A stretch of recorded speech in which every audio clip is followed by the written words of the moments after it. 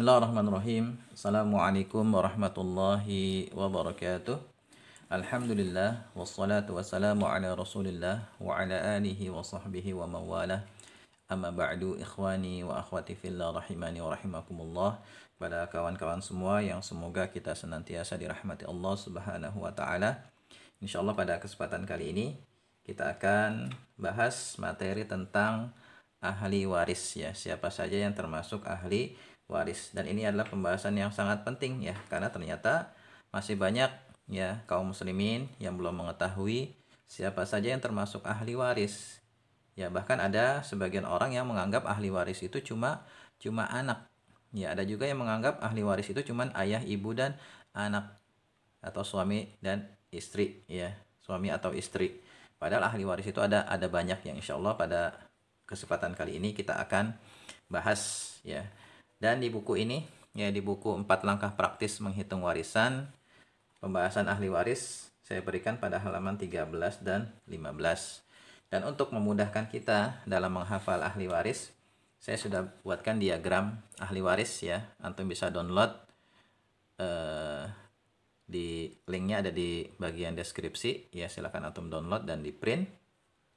Atau kalau antum punya buku ini ya, sudah saya selipkan di dalam buku ini ya, diagram ahli waris, jadi antum nggak perlu download ya. Tapi kalau antum yang belum punya silakan di download ya, karena ini akan sangat bermanfaat untuk memudahkan kita dalam menghafal ahli waris ya. Dan juga bagian-bagiannya di sini saya berikan juga ya, bagian-bagian ahli waris yang insya Allah nanti akan kita bahas ya. Tapi ya, pada kesempatan kali ini coba antum fokus ke papan tulis ya. Silakan antum perhatikan papan tulisnya, yang mudah-mudahan bisa lebih membuat kita paham ya siapa saja yang termasuk ahli waris ya. Ketika kita membahas ahli waris ya, dan kita ingin menghafalnya, maka yang paling efektif adalah dengan kita membayangkan posisi ya, posisi ahli waris. Yang antum perhatikan di sini. Di sini ada M, di tengah-tengah ini M. M maksudnya mayit. Ya, mayit. Muwaris, orang yang meninggal dunia yang hartanya nanti akan dibagi-bagikan. Ya, jadi di pusat ini ada si mayit. Kemudian di posisi bawahnya namanya posisi furu', itu nanti ada anak dan cucu. Kemudian di posisi usul nanti ada ayah, ibu, kakek, dan nenek. Ya, kemudian di posisi samping kanan namanya hawashi. Ya, nanti ada saudara-saudari kandung, ya, saudara-saudari seayah, kemudian anak laki-laki saudara kandung dan anak laki-laki saudara ayah, juga nanti ada di sini paman kandung dan anak laki-lakinya, kemudian paman seayah dan anak laki-lakinya. Kemudian nanti di posisi samping kiri ya, hawashi kiri, itu nanti ada saudara-saudari seibu. Nah, ini gambaran umum tentang ahli waris. Sekarang kita akan bahas ya, agak sedikit mendetail. Antum perhatikan di sini, ini M ya, di tengah-tengah di pusat M ini mayit. Nah, mayit ini ada dua kemungkinan ya. Kalau nggak dia laki-laki, dia perempuan. Kalau dia misalnya laki-laki, biasanya dia punya istri. Kalau dia perempuan, biasanya punya suami. Jadi suami dan istri ini termasuk ahli waris, dan posisinya ada di tengah-tengah ini bersama si mayit.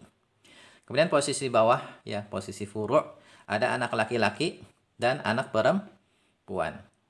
Kemudian di bawahnya anak laki-laki ada cucu laki-laki dan cucu perempuan. Ini cucu laki-laki si mayit, cucu perempuan si mayit ya. Jadi dalam penyebutan ahli waris itu patokannya adalah si mayit.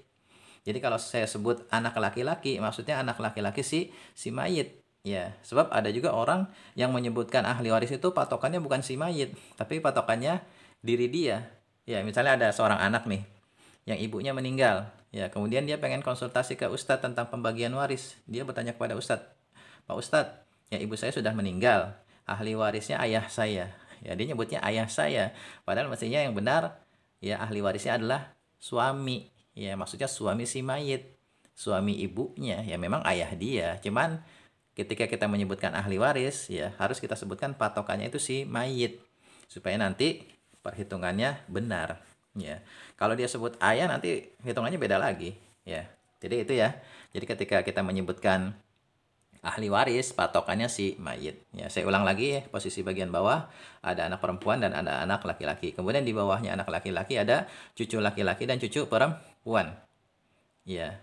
Adapun cucu dari jalur anak perempuan ini bukan termasuk ahli waris. Jadi ini sudah berhenti sampai sini untuk ahli waris ya. Kemudian ini kalau mau diterusin lagi, ya misalnya cucu laki-laki punya keturunan, punya anak, maka ya anak dari cucu laki-laki ini termasuk ahli waris baik yang laki-laki maupun perempuan. Tapi kita cukupkan saja sampai sini ya supaya penjelasannya mudah. Kemudian posisi atas ada ayah dan ibu. Kemudian di atasnya ayah ada kakek dan nenek. Ini termasuk ahli waris. Kemudian kalau mau diterusin lagi nih, di atasnya kakek. Kalau kakek punya ayah dan ibu, maka ayah dan ibunya kakek termasuk ahli waris. Kalau ini sudah stop sampai di sini ya. Dari jalur ayah stop sampai situ. Sedangkan dari jalur ibu itu di atasnya ada nenek. Nenek dari jalur ibu termasuk ahli waris. Adapun kakek bukan ahli waris. Kakek dari jalur ibu bukan ahli waris. Kemudian kalau nenek punya ibu ya, ibunya nenek itu termasuk ahli waris. Jadi kalau dari jalur ibu ke atasnya itu lewat jalur perempuan. Tapi kalau ayah ke atas lewat jalur laki-laki yang masih termasuk ahli waris. Ya, ini posisi atas, posisi usul namanya. Kemudian posisi samping kanan, ya ada saudari kandung dan saudara kandung. Ya, kemudian ada saudari seayah, ada saudara seayah. Kemudian ada anak laki-laki, saudara kandung. Jadi yang termasuk ahli waris hanya anak laki-laki, saudara kandung. Sementara kalau dari jalur saudari kandung sudah stop sampai dia. Sini aja udah. Kemudian ini juga ya anak laki-laki saudara seayah yang termasuk ahli waris. Adapun keturunan dari saudari seayah bukan ahli waris ya.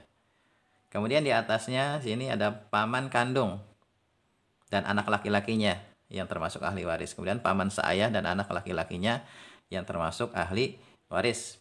Kemudian di samping kiri ada saudara-saudari seibu. Adapun keturunan saudara-saudara seibu ini bukan ahli waris. Nah, ini ya gambaran umum tentang ahli waris. Dan ini nih kalau mau diterusin masih bisa nih dari jalur anak laki-laki. Jika punya anak laki-laki lagi termasuk ahli waris. Ini juga gitu. Dan di atas juga gitu ya. Kalau anak laki-lakinya punya anak laki-laki lagi termasuk ahli waris. Termasuk ini juga ya. Jadi dari jalur anak laki-laki dan anak laki-laki saja yang dapat warisan. Tapi itu udah jauh ya. Jarang ya kejadian seperti itu. Ya, biasanya nih yang posisi kanan-kanan ini agak susah untuk dapat warisan. Ya, karena nanti biasanya untuk kasus umum yang terjadi di masyarakat, ya nggak jauh-jauh yang dapat warisan itu ini aja nih. Ya, suami atau istri, kemudian ayah ibu dan anak. Cara umum seperti itu. Tapi ya inilah ya penjelasan ringkas tentang ahli waris. Jadi antum hafalkan ya, ingat-ingat posisinya ya, posisi tengah. Kemudian bawah, atas, samping kanan dan samping kiri ya. Silakan dihafalkan ya, manfaatkan ini diagram ahli waris yang sudah diberikan ya. Antum hafalkan, ini wajib hafal. Kalau ingin belajar ilmu waris wajib untuk menghafal ahli waris terlebih dahulu ya. Semoga bisa difahami. Kalau ada yang belum jelas silakan antum tanyakan di kolom komentar ya. Semoga bermanfaat. Assalamualaikum warahmatullahi wabarakatuh.